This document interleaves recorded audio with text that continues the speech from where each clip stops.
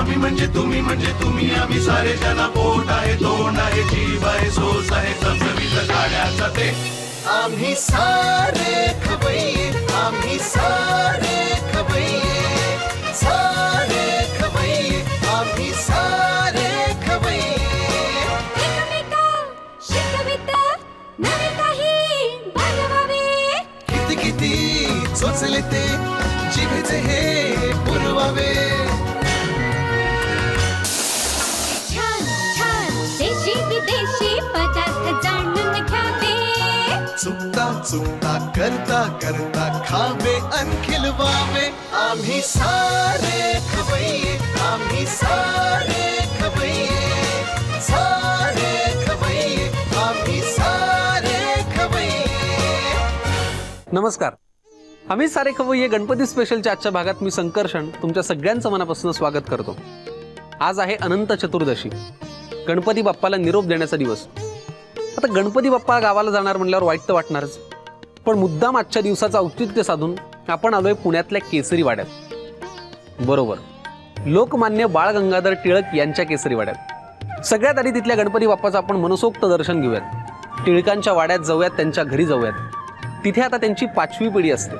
जाऊयात त्यांच्या घरी, मारूयात त्यांच्याशी खूप गप्पा आणि तुमच्यासाठी पाहूयात त्यांच्याचकडनं नवीन रेसिपीज। चला।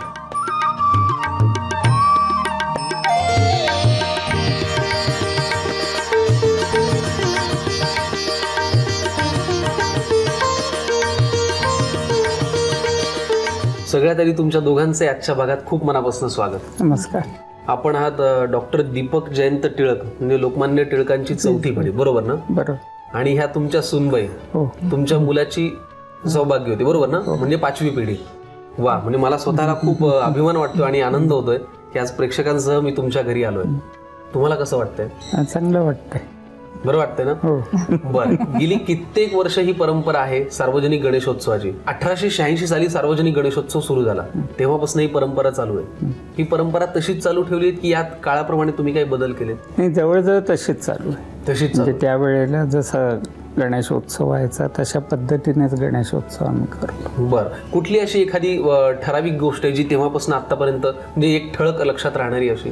लोकमान्य टिळकांचा मुख्य उद्देश होता तो लोकशिक्षणाचा होता। बरोबर। आणि लोक एकत्र जमण्याचा होता। बरोबर। त्या दृष्टीने आज सुद्धा गेले 119 वर्ष आम्ही त्याच पद्धतीने उत्सव साजरा करतो। बर। पालखीतून गणपती आणतो, पालखीतून विसर्जनाकरता बरोबर नेतो। नंतर आरास हा जो काही भाग अनेक ठिकाणी दिसतो तशा तऱ्हेची आरास अशी नव्हती। सुरुवातीच्या काळात लोकमान्यांच्या याला फक्त केळीचे खांब वगैरे असते। बर। पण नंतर आम्ही जेव्हा या वाड्यात लोकमान्य राहायला आले, बरोबर, तेव्हा मग या ठिकाणी एक कायमस्वरूपी असा तऱ्हेचं एक तयार करून घेण्यात आलेलं होतं। बर। देवळासारखं। आणि त्या याच्यात मग वेगवेगळ्या क्रांतिकारकांचे फोटो किंवा असे त्या याच्यात। बर। आता नव्याने जेव्हा हा वाडा बांधला तेव्हा कायमस्वरूपी आम्ही एक मंदिर केलं। बरोबर। बाहेर लोकमान्यांचं तिथे पुतळा आहे। बरोबर। आणि त्या पुतळ्याच्या पुढे आम्ही अजून एक मूर्ती बसवलेली आहे कायमस्वरूपी। बर। आणि त्या मूर्तीचं वैशिष्ट्य असं आहे की ज्या याच्यात ज्ञानेश्वरांनी गणपतीचं जे काही वर्णन केलेलं आहे, बर, त्या वर्णनानुसार ती आम्ही मूर्ती केलेली। बर, म्हणजे मग ती तयार करून घेतली का? तयार करून घेतली, कारण तशा तऱ्हेची मूर्ती 6 हाताचा गणपती नसतो। बर, ती मूर्ती कायम तिथेच? ती कायम तिथेच असते। जी दुसरी मूर्ती आम्ही गणेशोत्सव करता आणतो ती वेगळी आहे, पण ती सुद्धा गेले 80 वर्ष एकच मूर्तिकार बनवतो। अच्छा, त्याच्या अगोदरचं माहिती नाही। बर। परंतु तो मूर्तिकार बनवतो। आता त्याची पुढली मुलं नातवंड बनवतात। वा वा, पण त्यांच्याच तोच साचा असतो, तशीच ती मूर्ती असते, तीच उंची असते। वा वा वा। आणि ती आम्ही विसर्जित करतो। वा, मला म्हणजे खूप काही कळतात तुमच्याकडनं गोष्टी आणि मला त्या जाणून घ्यायची आज एवढी उत्सुकता होती आणि आमच्या प्रेक्षकांनाही असेल। आणि मला आता अजून एक प्रश्न विचारायला आवडेल की 1881 साली केसरीची स्थापना झाली, मग आज तो सगळा डोलारा तुम्ही सांभाळता? हो, त्याचा लोकमान्य टिळकांनी ट्रस्ट केला। बर। आणि जे जे ट्रस्टी आले त्यांनी ते पुढे सांभाळत गेले आणि आजही ते मी सांभाळतो। वा वा वा. आता सौ प्रणतीताई, मला तुम्हाला विचारायला आवडेल, किती साली तुमचं लग्न झालं? आमचं 2006. 2006 साली. आणि यांच्या तुम्ही सून झालात आणि टिळकांच्या घराण्यात तुम्ही प्रवेश केलात 2006 साली. ही सगळी परंपरा तेव्हा तुम्ही स्वीकारलीत. आता आज ती परंपरा 5वी पिढी म्हणून टिळकांची सांभाळताना तुम्हाला कसं वाटतं? पहिल्यांदा जेव्हा पहिलं वर्ष जे होतं माझं या घरामध्ये, तर ते सगळं जाणून घेण्यातच गेलं. कारण माझी जी माहेरची माझं कुटुंब आहे, तर ते कुठल्याही तऱ्हेने सोशल प्लॅटफॉर्म किंवा म्हणजे आमचं एक सर्वसाधारण कुटुंब आहे. अच्छा, कुठल्या तुम्ही प्रॉपर? मी पुण्यातलीच आहे, प्रभात रोडवरची, माहेरची मराठे. बरोबर. तर मग जेव्हा लग्न झालं तर तेव्हा मी म्हटलं तसं की पहिलं वर्ष जरा सगळं जाणून घेण्यात गेलं. मग ती आवड निर्माण होऊन आता इंटरेस्ट घेऊन सगळ्या गोष्टी केल्या जातात. आणि कायम सपोर्ट मला माझ्या सासऱ्यांचा, नवऱ्याचा, म्हणजे हे सगळं समजून देण्यासाठी किंवा त्याची जाण करून देण्यासाठी की हे का महत्वाचं आहे, हा कायमच राहिला आहे मला. वा वा वा. आता जरा खवय्येगिरीकडे वळूयात. काय तुमच्या हातचं यांना खायला खूप आवडतं? दीपक सरांना असेल किंवा तुमच्या मिस्टरांना असेल? त्यांना जास्ती करून कॉन्टिनेंटल जे मी बनवते, म्हणजे पास्ता असेल किंवा पिझ्झा असेल, मग काही काही वेळेला माझ्या मुलाची फरमाईश असते बर्गरसाठी, तर ह्या गोष्टी त्यांना आवडतात मी बनवते. बर. आता आपण किचनकडे जाऊच यात, पण त्याआधी परत एकदा दीपक सर, मला खूप बरं वाटलं तुम्ही एवढा वेळात वेळ काढून आमच्याशी गप्पा मारल्या आणि एवढं चांगलं आमच्याशी बोललात सुद्धा. तर मला असं तुम्हाला विनंती करायला आवडेल की सगळ्यांना तुम्ही आत्ता काय सांगाल, कारण तुमच्या घराण्यातनं ही गणेश परंपरा सुरू झाली सार्वजनिक गणेशोत्सवाची. आत्ता तुम्ही काय सांगाल मला आणि माझ्यासारख्या कैक मुलांना की ज्यांना पुढेही हा सार्वजनिक गणेशोत्सव इतका चांगला चालवायचा? गणेशोत्सव हा एका विशिष्ट विचारधारेने उभा केलेला उत्सव आहे. आज अनेक उत्सव हे होतात आणि काही वेळेला त्याला हिडीस रूप सुद्धा येतं. बरोबर.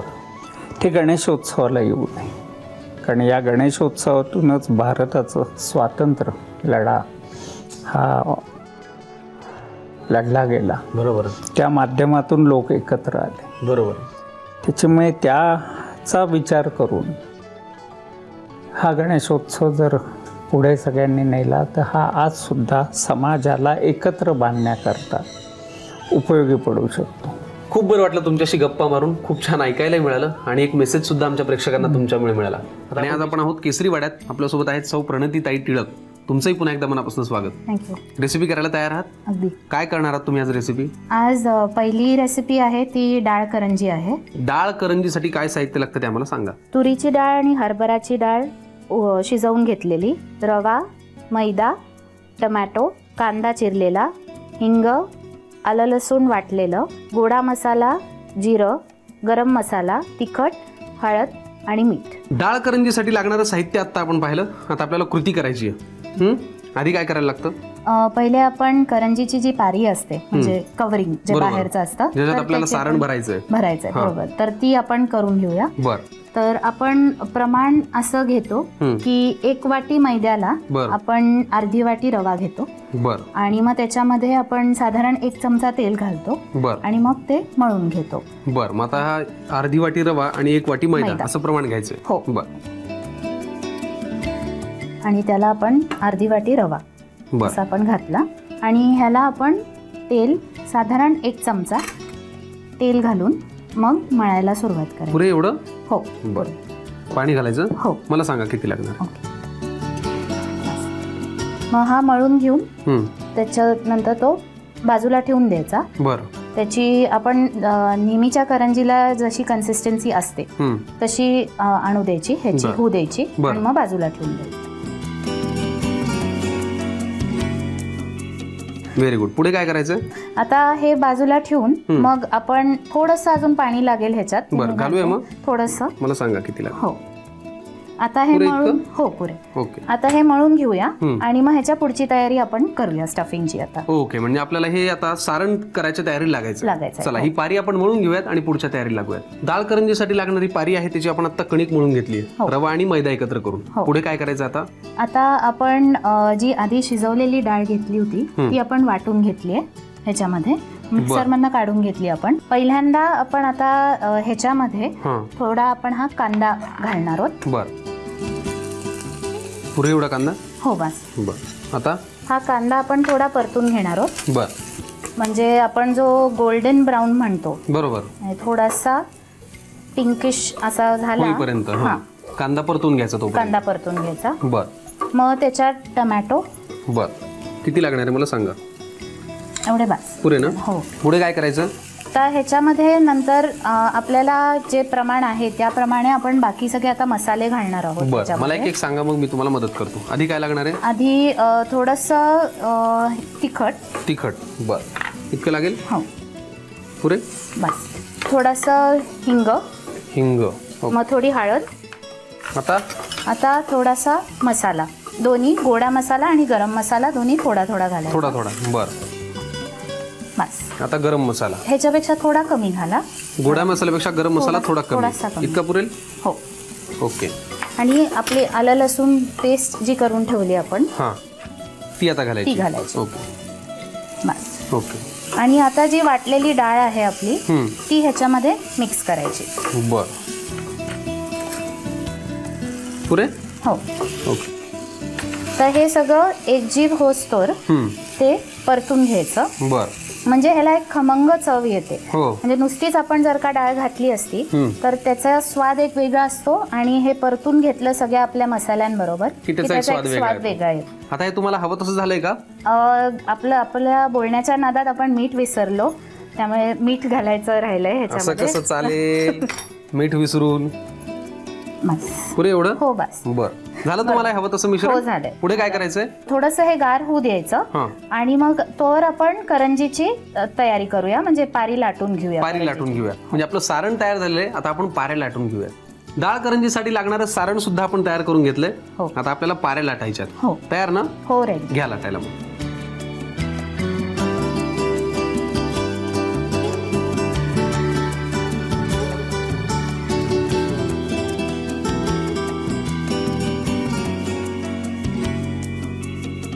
आता हे सारण पण आपण भरलंय. सारण भरलंय आता. ओके. आता नेहमीप्रमाणे आपण नेहमीची जी करंजी करतो त्याप्रमाणे आता कातून घ्यायची. ओके.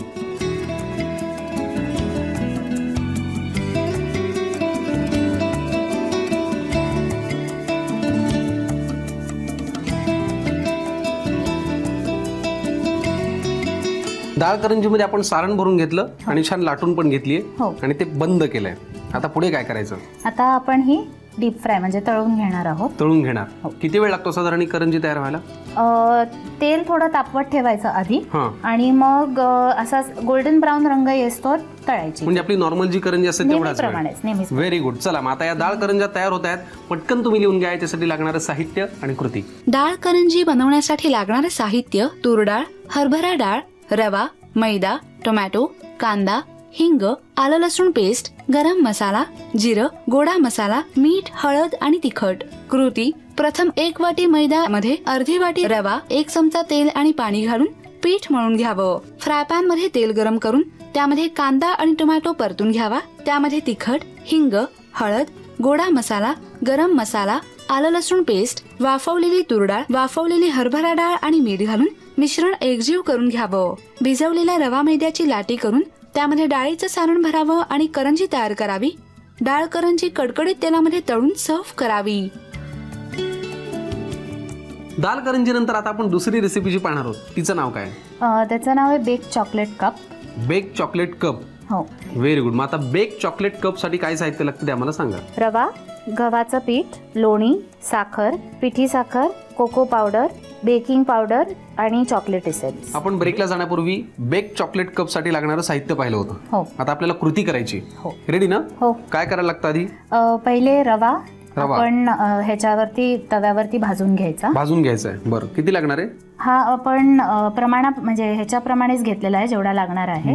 आपण सगळं जे घेतलेलं आहे साहित्य म्हणजे रवा, साखर आणि लोणी हे सगळं आपण 125 म्हणजे 125 ग्रॅम्स असं घेतलेलं आहे. बरं. सगळ्यांचं प्रमाण सारखं आहे. रवा, साखर आणि लोणी. आता हा थोडा भाजून घ्यायचा. मग आपण शिऱ्याला जशी त्याच्यामध्ये साखर घालतो नंतर तशी साखर घालायची. बरं. हा घरी पदार्थ तुम्ही ट्राय करून पाहिला होता.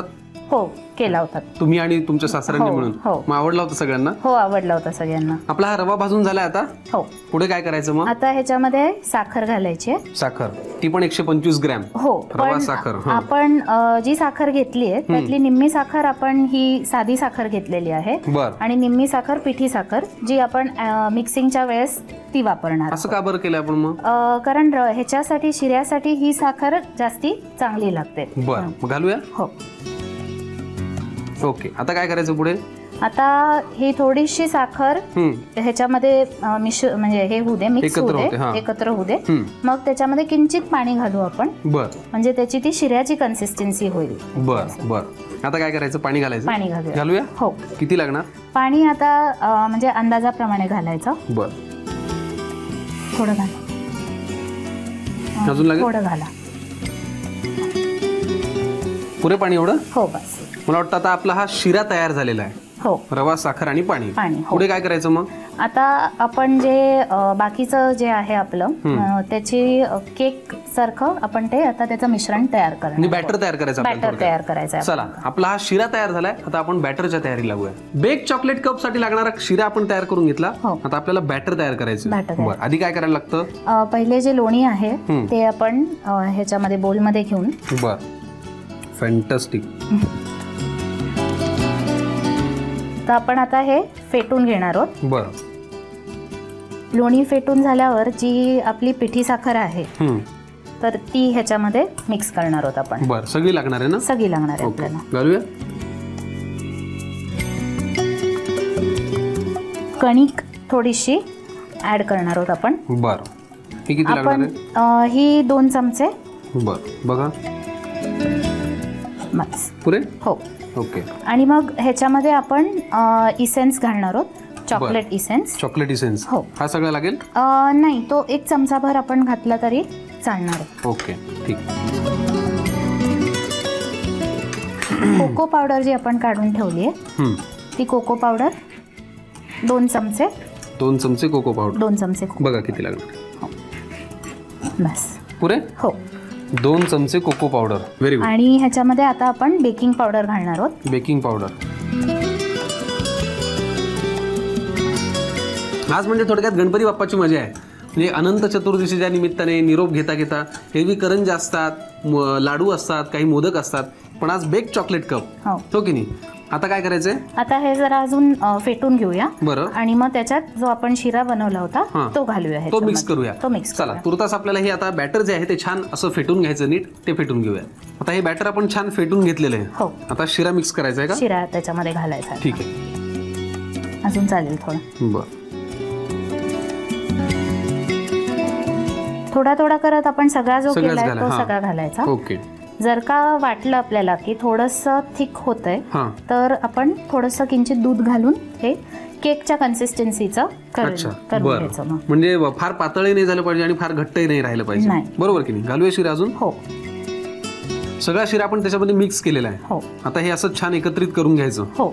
बरोबर. आणि आता हे छान एकत्र झाल्यानंतर पुढे काय करायचं? आता आपले हे जे मोल्ड्स आहेत तर त्याच्यामध्ये हे घालून घ्यायचं. साच्यांमध्ये मिश्रण भरून घ्यायचं. ओके. मग चला आपण आता हे छान एकत्रित सगळं मिश्रण करूयात आणि मग नंतर या साच्यांमध्ये भरून घेऊयात.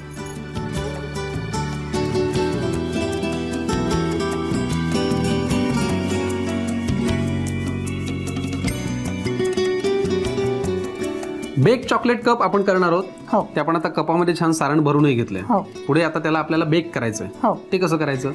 आपला नेहमीच्या केक प्रमाणे साधारण 220 ते 225 च्या मध्ये टेम्परेचर ठेवायचं आणि हे कप त्याच्यामध्ये ठेवून द्यायचे. बरं. आणि एक 25 ते 30 मिनिटापर्यंत होती. Very good. म्हणजे आपल्याला एक 20 ते 25 मिनिटाचा वाट पाहायला लागणार आहे. हो की नाही? चला मग आम्ही आता हे बेक करायला ठेवतो. तोपर्यंत तुम्ही पटकन लिहून घ्या बेक चॉकलेट कप साठी लागणारं साहित्य आणि कृती. बेक चॉकलेट कप केक बनवण्यासाठी लागणारे साहित्य: रवा, गव्हाचं पीठ, साखर, लोणी, पिठी साखर, कोको पावडर, चॉकलेट इसेन्स आणि बेकिंग पावडर. कृती: प्रथम फ्रायपॅन मध्ये रवा भाजून घ्यावा. त्यामध्ये साखर आणि पाणी घालून शिरा वाफवून घ्यावा. एका बाउल मध्ये लोणी घेऊन त्यामध्ये पिठी साखर घालून ते फेटून घ्यावं. त्यामध्ये 2 चमचे गव्हाचं पीठ, चॉकलेट इसेन्स, कोको पावडर आणि बेकिंग पावडर घालून मिश्रण फेटून घ्यावं. त्यामध्ये वाफवलेला रव्याचा शिरा घालून मिश्रण पुन्हा एकदा एकजीव करावं. तयार मिश्रण कपकेकच्या मोल्ड मध्ये भरून अवनमध्ये 220 ते 225 डिग्री सेल्सिअसला 20 ते 25 मिनिटं बेक करून डिश सर्व्ह करावी. आम्ही सारे खवय्ये गणपती स्पेशलच्या आजच्या आपल्या भागात आपण आज पुण्यातल्या केसरी वाड्यातल्या म्हणजेच टिळकांच्या घरी आलो आणि टिळकांच्या 5व्या पिढीतल्या तुम्ही सुनबाई, तुम्ही एवढ्या 2 उत्तम छान सुंदर रेसिपीज आमच्या प्रेक्षकांना करून दाखवल्या. आम्हाला खूप बरं वाटलं. तुम्हाला कसं वाटलं? खूप छान वाटलं. म्हणजे एखादी आपण घरी करतो वस्तू तर त्याचं अप्रिसिएशन आपल्याला जेव्हा 4 लोकांकडनं मिळतं तर अजून उत्साह येतो नवीन नवीन रेसिपी ट्राय करायचा. बरोबर. तर आता हे मी एवढ्या मोठ्या प्लॅटफॉर्मवर दाखवलंय तर नक्कीच माझा उत्साह आता खूप वाढलेला आहे की मी अजून नवीन गोष्टी ट्राय करीन. वा वा. नाही तुमच्याकडनं आम्हाला उलट शिकण्यासारखं खूप आहे, कारण एवढी टिळकांच्या घराची एवढी मोठी परंपरा तुम्ही समर्थपणे सांभाळता. 5व्या पिढीपर्यंत ती समर्थता तुमच्या सगळ्या कामांमधून आम्हाला दिसते आणि आजच्या रेसिपीज आम्हाला खूप आवडल्या म्हणून झी मराठीकडनं तुम्हाला ही प्रेमाची भेटवस्तू. थँक्यू. आणि ही तर भेटवस्तू आहे, पण शिवाय जशी ही या घराण्याची म्हणा किंवा जो सार्वजनिक गणेशोत्सव टिळकांनी सुरू केला ती परंपरा तुम्ही एवढ्या समर्थपणे पुढे चालवतात, तशी ही एक हरित परंपरा ही पण तुमच्यासाठी, आणि याचंही पालनपोषण करा. आणि मी तुमच्या बागेत बरीच झाडं पाहिली, मला वाटतं तुम्हाला आवडही आहे याची, हो की नाही? याचंही पालनपोषण करा. चला, मला पण खूप बरं वाटलं आणि धन्यवाद तुमचेही. थँक्यू. चला, आजचा भाग मी पण खूप एन्जॉय केला, मला खूप शिकायला मिळालं. तुम्हाला कसं वाटलं ते आम्हाला नक्की कळवा. त्यासाठी आमचा पत्ता आहे आम्ही सारे खवय्ये, Zee Marathi, post bag number 1, Andheri पूर्व, मुंबई 99, भारत TVC, झी मराठी @znetwork.com.